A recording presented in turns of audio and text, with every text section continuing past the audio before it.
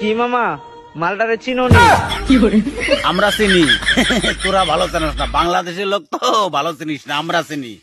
বিজয় Thalapathy, Tamil superstar. হ্যাঁ, বলো কি বলবা? আগে ছিল সিনেমার সুপারস্টার, আর এখন হইছে জনতার সুপারস্টার। আগে ছিল সিনেমার সুপারস্টার, এখনো যে পার্টি নিয়ে দাঁড়াচ্ছে সে পার্টির সুপারস্টার, জনতার নয়। কারণ ওরম জনতা ইন্ডিয়াতে 140 কোটি জনতা। সুপারস্টার উনি জনতার সুপারস্টার নাকি? ভারতবর্ষে এরম থালাপতি, ঘটিপতি, বাটিপতির অভাব নাই। যে মোদী সরকারের দল বিজেপি কে 11 বছরের মধ্যে কেউ কিছু বলতে পারেনি। আবার বাজে কথা, এই মোদীর বিরুদ্ধে 11 বছর কেউ যুদ্ধে যেতে পারেনি। মানে সবাই যুদ্ধ করে, দুনিয়ার লোক রয়েছে 38 জন বড় বড় নেতা রয়েছে মোদীর বিরুদ্ধে 11 বছর ধরে যুদ্ধ করছে, বালও হালাইতে পারে না। তোমরা বলতো মোদীর বিরুদ্ধে কেউ যুদ্ধ করে নাই, করছে, বালও হালাইতে পারে নাই। এখন শেষ বেলায় এই থালাপতি এসে কি হেলাই সেটি দেখার পারেনি। সে বিজেপি দল কি লাখ মানুষের সামনে যুদ্ধ ঘোষণা করলো, আমাদেরই বিজয় থালাপতি। আচ্ছা বন্ধু, বিজয় থালাপতি ওদের হয় কি করে? আমার বিজয় থালাপতির মা হচ্ছে হিন্দু, বাপ হচ্ছে খ্রিস্টান, জয়েন্ট ফ্যামিলির কম্বো মাল। মানে যত কম্বো মম্বো সব তোদের নাকি বাংলাদেশে? কলিজা লাগে ব্রো। যে লাখো মানুষের সামনে বিজয় থালাপতি যুদ্ধ ঘোষণা করেছে, ওই লাখো মানুষ বিজয় থালাপতি লড়বে তোরে কে বললো? ওরা দেখতে গেছে, ওরে দেখতে গেছে, কারণ ওটা সুপারস্টার। আর একটা কথা বলছে, তামিল সুপারস্টার অমুক করেছে তমুক করেছে, যুদ্ধ ঘোষণা করেছে। একটা কথা মনে রাখবি, পার্টির ওইখানে ভারতীয় জনতা পার্টির তাবড় তাবড় শের রয়েছে। পবন সিং, আলু অর্জুন।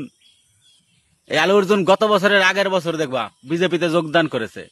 পবন সিং তো জয়েন্ট মুখ্যমন্ত্রীতে আছে এখানকার।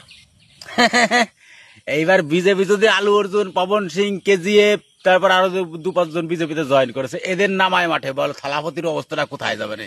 এই থাল তো খুঁজেই পাওয়া যাবে না। বন্ধুরা, এই সব খবরে বিভ্রান্ত হবার কিছু নেই। আসলে বাংলাদেশের নাই তো ছাতা বাড়া খিচ্ছু, ওরা ওই যাই পায় তাই দিয়ে কন্টেন্ট বানায়। বিজয় থালাপতি মোদীর বিরুদ্ধে ভোট প্রচারে নেমেছে, একটা নতুন সংগঠন তৈরি করেছে, সেইটা হয় মিটিং মিছিল করে বেড়াচ্ছে। বাংলাদেশ সেই নিয়ে এমন ভাব মারছে মনে হয় লেওড়ার বাপের পিন্ডি দেবে বিজয় থালাপতি।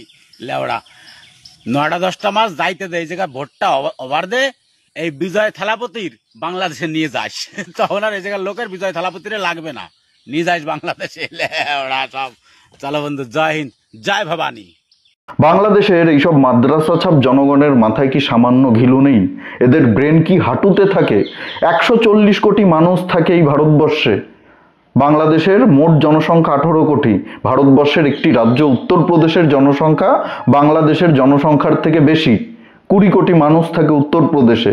আর এইসব অভিনেতা, সেলিব্রিটি, এইসব সুপারস্টাররা যখন রাজনীতিতে আসে, তারা যখন রাজনৈতিক জনসভা করে, তখন এদেরকে ফ্রিতে দেখার জন্য, বিনামূল্যে দেখার জন্য সামনে থেকে দেখব। একজন বড় অভিনেতা, সুপারস্টার সিনেমার পর্দায় দেখি, সামনে থেকে দেখব, এই ইচ্ছা নিয়ে অনেকেই এইসব জনসভায় ভিড় করে। যারা এইসব জনসভায় ভিড় করে তারা সবাই কিন্তু এদেরকে ভোট দেয় না। এটা খুব সাধারণ বিষয়। এইটুকু বিষয় কি বাংলাদেশের এইসব মাদ্রাসা ছাপ পাবলিক বোঝে না? একটা কিছু পেলেই নাচানাচি শুরু করে দেয়। গত কয়েকদিন ধরেই দেখছি বাংলাদেশের মিডিয়া এই বিজয় থালাপতিকে নিয়ে নাচানাচি করছে, বিজয় থালাপতিকে নিয়ে খবর করছে।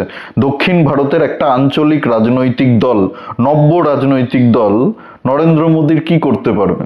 ওরা তো দক্ষিণ ভারতে বিধানসভা নির্বাচনে লড়াই করার প্রস্তুতি নিচ্ছে। নরেন্দ্র মোদী ভারতবর্ষের প্রধানমন্ত্রী। দক্ষিণের এরকম কত সেলিব্রিটি নরেন্দ্র মোদীর বিরুদ্ধে কথা বলে, প্রকাশ রাজ থেকে শুরু করে, কামাল হাসান থেকে শুরু করে অনেক বড় বড় সুপারস্টার নরেন্দ্র মোদীর বিরোধী, নরেন্দ্র মোদীকে রাত দিন গালাগালি করে। কি ছিঁড়তে পেরেছে নরেন্দ্র মোদীর? মানে বাংলাদেশিরা যাকে তাকে বাবা বানিয়ে নেয়। এর আগে 2024-এর লোকসভার নির্বাচনের আগে রাহুল গান্ধীকে নিয়ে নাচানাচি করেছে। রাহুল গান্ধী মোদীকে একেবারে গদি থেকে ছুঁড়ে ফেলে দেবে, অমুক তমুক কত ধরনের হেডলাইন দিয়ে খবর করেছে। এখন বিজয় থালাপতিকে নিয়ে পড়েছে। আগে দেখুন 2026-এর বিধানসভা নির্বাচনে এই বিজয় থালাপতির নতুন রাজনৈতিক দল কতগুলো আসন জেতে। তারপরে তো লোকসভা, তারপরে তো দিল্লি, তারপরে তো নরেন্দ্র মোদী। 2029-এর লোকসভা নির্বাচন, এখনো অনেক দেরি।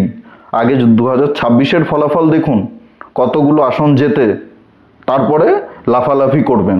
এখনই লাফালাফি করার দরকার নেই, পরে মুখ থুবড়ে পড়তে হবে।